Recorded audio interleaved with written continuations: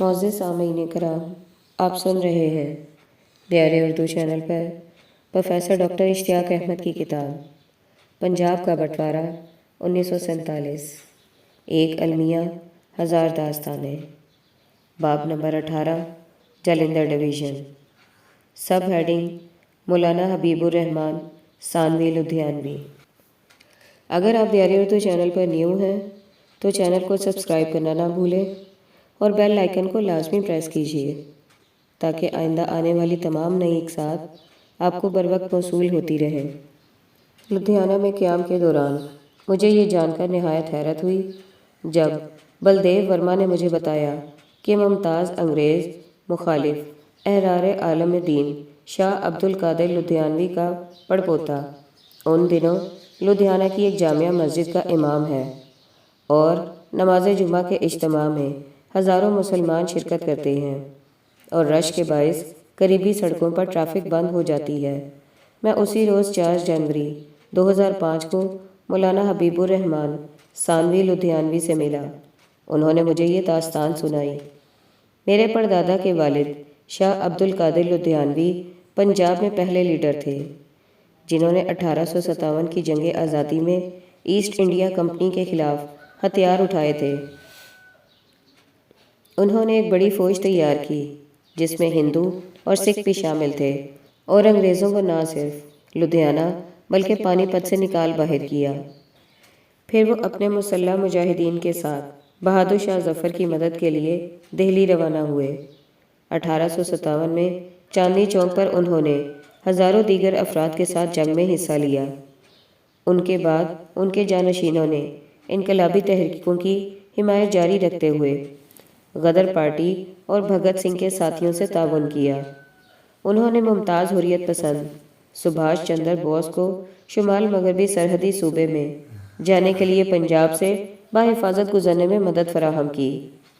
چندی گڑھ کے اخبار دی ٹریبیون نے 2001 میں میرے خاندان کی سامراج مخالفت خدمات کی تفصیلی رپورٹ شائع کی ہے۔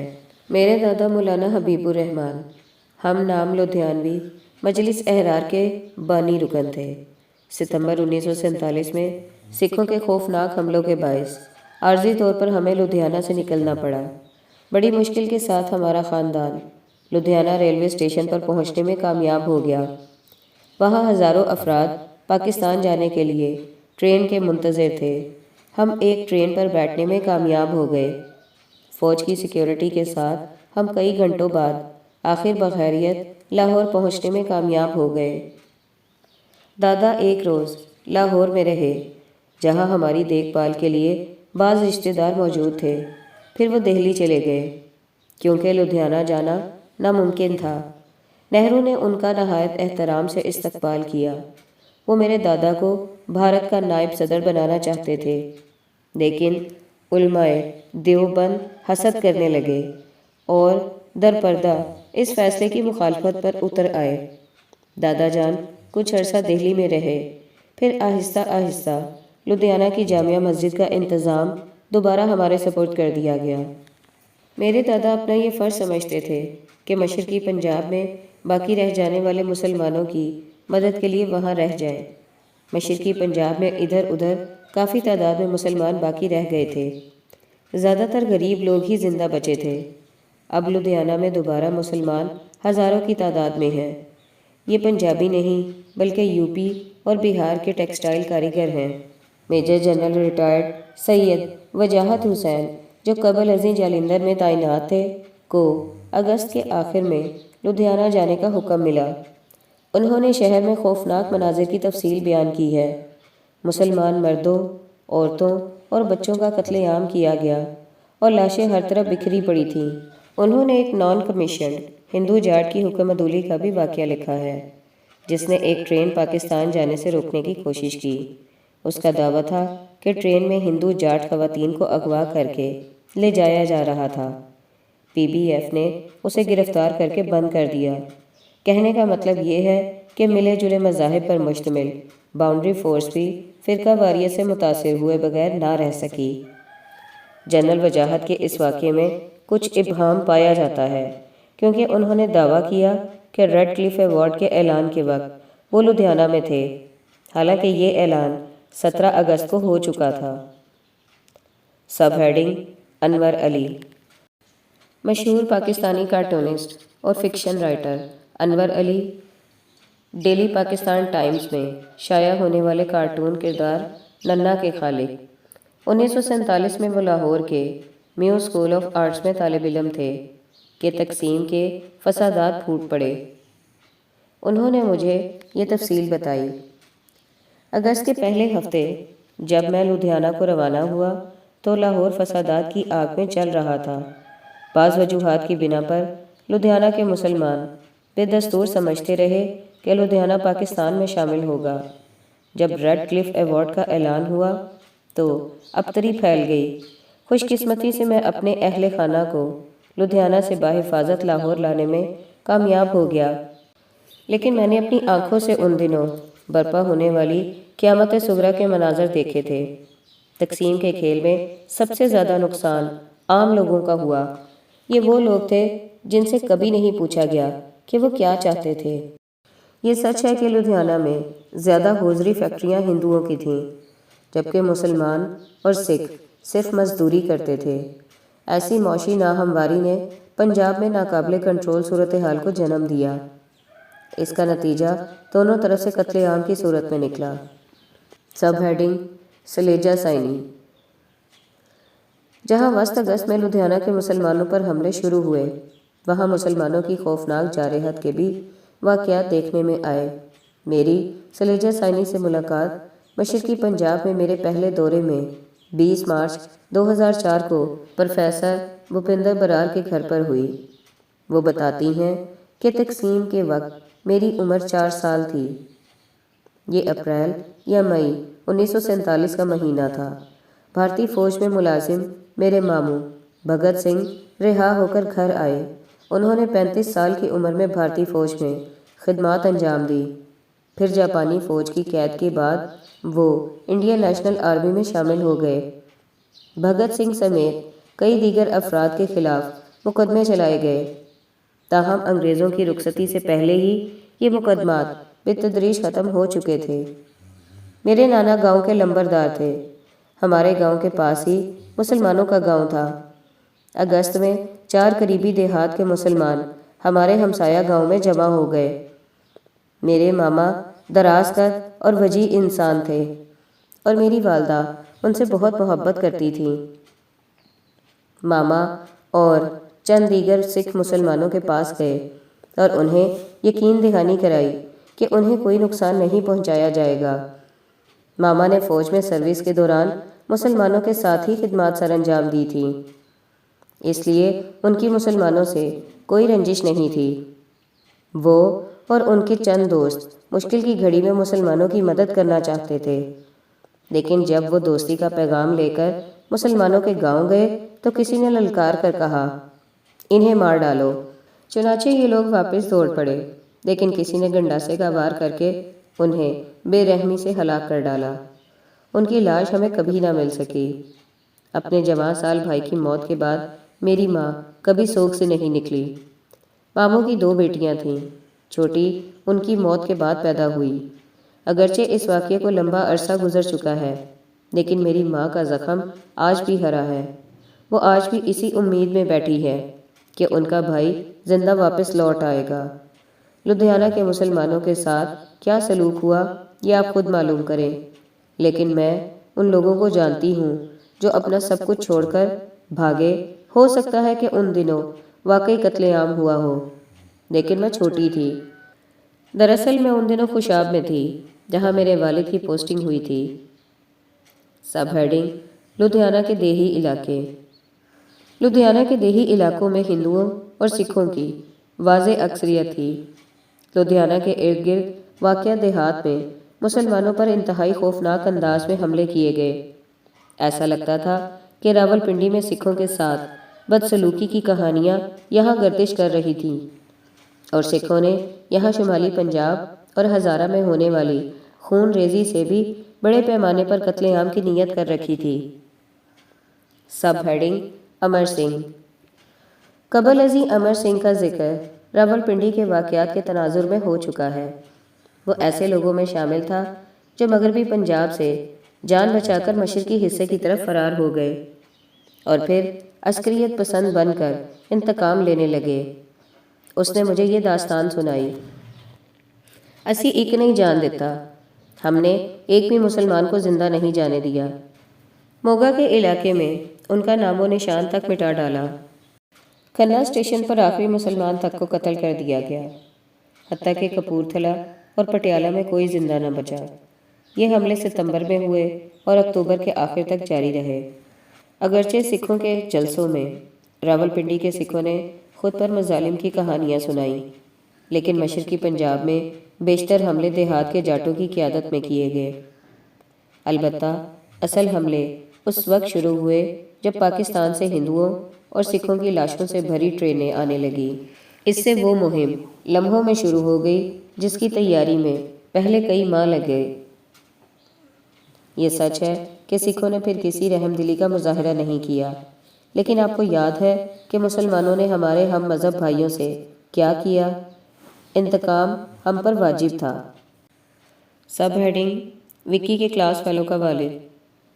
نتھو ماجرا، جو اب ضلع سنگروڈ میں ہے لیکن 1947 میں یہ ضلع لدھیانہ کا حصہ تھا، کے دورے میں میری ملاقات وکی کے کلاس فیلو کے والد سے ہوئی۔ بدقسمتی سے میں ان کا نام دریافت نہ کر سکا، کیونکہ وہاں ماحول اس قسم کا تھا کہ ہم مختلف موضوعات پر مسلسل بحث کرتے رہے اور اس بنا پر مجھے نام پوچھنا یاد نہ رہا۔ انہوں نے مجھے بتایا کہ اپریل 1947 میں مجھے امرتسر میں ایک اجلاس میں شرکت کا موقع ملا، جہاں سکھ رہنماؤں نے فیصلہ کیا کہ اگر پنجاب کی تقسیم ناقابل قبول حد بندی کے ساتھ کی گئی تو ہم اس بات کو یقینی بنائیں گے کہ مشرقی پنجاب میں مسلمانوں کا کوئی نام و نشان بھی باقی نہ رہے۔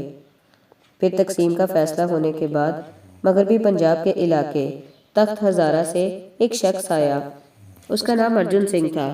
اس نے مہاراجہ پٹیالہ سے ملاقات کی اور اس پر زور دیا کہ ملیر کوئلہ سے مسلمانوں کو بے دخل کر دیا جائے۔ اس علاقے میں قتل عام کا سلسلہ بہادر گڑھ سے شروع ہوا اور تیزی سے ارد گرد کے علاقے میں پھیل گیا، لیکن ملیر کوئلہ کی حدود میں داخل ہونے والے کسی مسلمان کا تعاقب نہیں کیا جاتا تھا، لہٰذا یقیناً مہاراجہ نے ارجن سنگھ کا مطالبہ مسترد کر دیا ہوگا، کیونکہ گرو گوبند سنگھ کے فرمان میں سکھوں سے کہا گیا تھا کہ مستقبل میں کسی بھی تصادم کی صورت میں ملیر کوئلہ کو نقصان نہ پہنچایا جائے۔ اس کا مطلب یہ تھا کہ جو مسلمان اس ننھی ریاست کی حدود میں داخل ہو جائے گا وہ محفوظ ہوگا۔ اس طرح ہزاروں مسلمانوں کی جان بچ گئی۔ میرے والد سردار کندن سنگھ کانگریس پارٹی میں تھے، انہوں نے بھی کئی مسلمانوں کی جان بچانے میں مدد کی۔ حملوں کے ایک ماہ بعد ایک مسلمان خاتون زخمی زندہ مل گئی۔ مناسب خوراک کے بغیر جس طرح وہ زندہ ملی، اس سے ثابت ہوتا ہے کہ انسان بدترین حالات میں بھی زندہ رہ سکتا ہے۔ انگریزوں کی عمل داری والے دیہات یعنی ملیر کوئلہ سے باہر میں زندہ بچنے والے مسلمان اکتوبر کو پاکستان روانہ ہوئے، جبکہ کچھ ملیر کوئلہ میں مستقل آباد ہو گئے۔ Sub heading: Ranjit Singh, Ajit Singh. مارچ 2004 میں مشرقی پنجاب کے میرے پہلے دورے سے پہلے پروفیسر برار کی ہدایت پر وکی نے کئی دیہات کا چکر لگایا۔ نتھو ماجرا میں اس کی ملاقات رنجیت سنگھ، اسے اجیت سنگھ بھی کہا گیا، اس لیے اصل نام پردہ اسرار میں ہی ہے، سے کرائی گئی، جس نے اعتراف کیا کہ اس نے مسلمانوں پر حملوں میں حصہ لیا۔ اس نے ہزاروں مسلمانوں کو قتل کرنے کا دعویٰ کیا۔ ہم نے نتھو ماجرا کا دورہ مارچ 2004 میں کیا، لیکن ہمیں بتایا گیا کہ وہ گاؤں سے باہر گیا ہے۔ جنوری 2005 میں میرے دوسرے دورے میں ہم دوبارہ گاؤں نتھو ماجرا گئے۔ اس وقت وہ انٹرویو پر مان گیا، بلکہ تصویر اتارنے کی بھی اجازت دے دی۔ اس نے یہ کہانی سنائی: ہمیں سکھوں کے مصائب کا پہلی بار اس وقت پتہ چلا جب دسمبر 1946 میں ہزارہ کے علاقے سے سینکڑوں خاندانوں نے پٹیالہ میں پناہ لی۔ نوجوان خواتین کی بے حرمتی کی گئی، کچھ کی چھاتیاں بھی کاٹ دی گئیں۔ ہمیں بتایا گیا کہ کئی سکھ مارے بھی گئے۔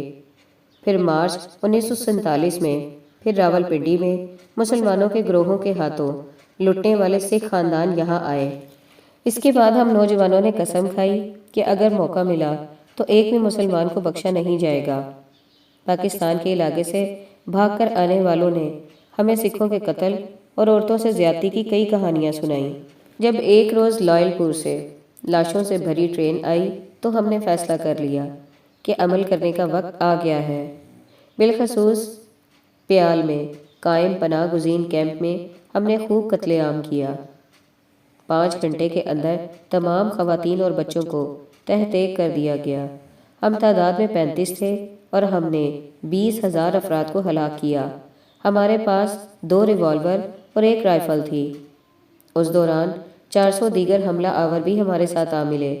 ہم نے نوجوان مردوں کو قتل کیا اور عورتوں اور بچوں کو کچھ نہ کہا۔ کچھ خواتین کو اغوا بھی کیا گیا۔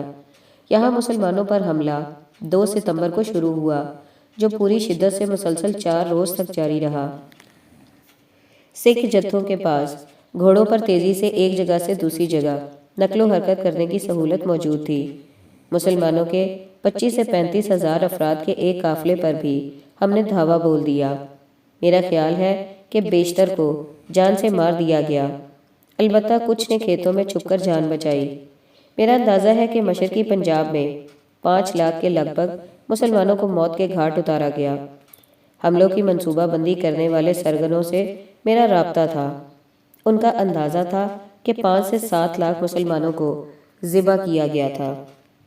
البتہ ملیر کوئلہ کی حدود میں داخل ہونے والے کسی مسلمان کو ہم نے قتل نہ کیا۔ اس نے پنجابی میں یہ الفاظ استعمال کیے: باؤ جی جڑا مسلمان ملیر کوئلہ جان والی سڑک دے دوسرے پاسے انگریز علاقے وچ سی ਉਹਨੂੰ ਅਸੀਂ ਛੱਡਿਆ ਨਹੀਂ ਤੇ ਜਿਹੜਾ ਇਸ ਪਾਸੇ ਆ ਗਿਆ ਸੀ ਅਸੀਂ ਉਹਨੂੰ ਹੱਥ नहीं लाया। जो मुसलमान मलिर कोयला जाने वाली सड़क के दूसरी तरफ अंग्रेज इंतजामिया के इलाके में थे उसे छोड़ा ना गया और जो इस तरफ था उसे हमने हाथ तक नहीं लगाया। सड़क पर पकड़े जाने वाले को भी काट दिया गया। हमलों से बचने के लिए उनका मलिर कोयला की हदूद में दाखिल होना ज़रूरी था। हमने सरहिंद और रायकोट में कायम कैंपों की तरफ नकल मकानी करने वालों को भी ना छोड़ा। अलबत्ता जो वहाँ पहुँचने में कामयाब हो गए वो बच गए। बदतरीन कत्लेआम अगस्त और सितंबर में हुआ। मैं निरंजन सिंह के जत्थे से ताल्लुक़ रखता था। जागीर सिंह और करतार सिंह भी उसी जत्थे के रुकन थे। मैं समझता हूँ कि जो हुआ गलत हुआ। किसी इंसान को जान से मारना पाप है, लेकिन हमने इसको मजहबी लड़ाई, धर्म युद्ध समझा। हमने अपने गांव के मुसलमानों को कुछ नहीं कहा। खुद मैंने 3,000 मुसलमानों को कत्ल किया। अक्सरियत नौजवानों की थी। गुज्जर, आराई, जाट, फ़कीर, तेली, हर बरादरी के मुसलमान हमारा जायज़ हदफ थे। सब हेडिंग हंसराज खत्री। 17 मार्च 2004 को मैंने हंसराज खत्री पैदाइश 1920 का इंटरव्यू किया। उनका ताल्लुक़ ज़िला लुधियाना तहसील जिगरान के गांव सलीमपुरा के जुड़वा गांव सितवा बेट से है। उन्होंने मुझे 2 मुसलमान बहनों की दिलफिगार दास्तान सुनाई। तकसीम से कबल तहसील जिगरान समेत पूरे ज़िला के देहात में अराई मुसलमानों की काफ़ी ज़्यादा आबादी थी। रेड क्लिफ अवार्ड का ऐलान होने के बाद सिख जत्थे काफ़ी मुतहर्रिक हो गए थे। चनाचे हमारे इलाके के मुसलमानों ने नकल मकानी करने की तैयारी शुरू कर दी। करीबी गांव किशनपुरा के सिख भाई सुखा सिंह ने मुसलमानों को तसल्ली दी कि उन्हें परेशान होने की ज़रूरत नहीं। दोनों मज़ाहिब के पैरोकार पुरअमन अंदाज में लंबे अरसे से इकट्ठे रह रहे थे और अब जबकि मुसलमान रुखसत होने वाले हैं तो इन्हें महाजिर कैंप तक बाहिफाजत पहुँचाया जाएगा। उन्होंने भाई सुखा सिंह का एतबार कर लिया और अगले रोज़ काफ़िला महाजिर कैंप के मुख्तसर सफ़र पर रवाना हो गया। और अब जबकि मुसलमान रुखसत होने वाले हैं तो उन्हें महाजिर कैंप तक बाहिफाजत पहुँचाया जाएगा। उन्होंने भाई सुखा सिंह का एतबार कर लिया और अगले रोज़ काफ़िला महाजिर कैंप के मुख्तसर सफ़र पर रवाना हो गया। अचानक मुसलमानों की तरफ से गोलियों के 2 फायर किए गए। इस मौका पर भाई सुखा सिंह ने कहा कि हम मुसलमानों की हिफाजत की जिम्मेदारी नहीं उठा सकते, इसलिए मर्द अपने तौर पर पनाह गुज़ीन कैंप चले जाएं, जबकि औरतों اور بچوں کو ہماری حفاظت میں چھوڑ دیا جائے۔ چنانچہ خواتین اور بچوں کو سکھوں کے سپرد کر کے صحت مند مرد چلے گئے۔ اس دوران بعض شر پسندوں نے حملہ کر کے بھائی سکھا کی حفاظت میں موجود خواتین میں سے کچھ کو اغوا کر لیا۔ ان میں 2 شادی شدہ بہنیں رمضان بی بی اور زینب بی بی بھی تھیں۔ ان دنوں مغوی عورتوں کو صرف 300 روپے میں فروخت کیا جا رہا تھا۔ مغوی بہنوں نے التجا کی کہ پہلے ان کے اہل خانہ کو ان کی قیمت لگانے کی اجازت دی جائے۔ وہ مان گئے اور انہوں نے کشن پورہ کے ہی فوجی ملازم اندر سنگھ سے رابطہ کیا تاکہ مغوی بہنوں کے والدین کو تلاش کیا جا سکے۔ اندر سنگھ نے مجھے کہا کہ میں ان سے بات کروں۔ ان گنڈوں نے ایک بہن کا تاوان 1000 روپے مانگا۔ ان دنوں رمضان بی بی کا شوہر انگلستان میں تھا۔ اس کے سسر عطا محمد مہر نے اپنے بیٹے سے کہا کہ اگر اس نے بیوی کی رہائی کی کوشش نہ کی تو وہ بیٹے کو تمام زندگی معاف نہیں کرے گا۔ بہرحال کچھ لے دے کے 700 روپے پر خاتون کا سودا طے پایا، جبکہ زینب بی بی کے سسر نے صرف 300 روپے دینے پر حامی بھری اور کہا کہ وہ اس سے زائد ادائیگی نہیں کر سکتا۔ اس کے شوہر نے کوئی احتجاج نہیں کیا۔ اغوا کاروں نے اصرار کیا کہ وہ 1000 روپے فی خاتون سے کم پر سودا نہیں کریں گے۔ انہوں نے موقف اختیار کیا کہ زینب بی بی اور رمضان بی بی سے کم عمر اور خوبصورت ہے، لیکن سسرال نے مزید رقم دینے سے انکار کر دیا اور وہ خاتون کبھی واپس نہ کی گئی۔ مجھے نہیں پتا کہ اس کے ساتھ بعد میں کیا ہوا۔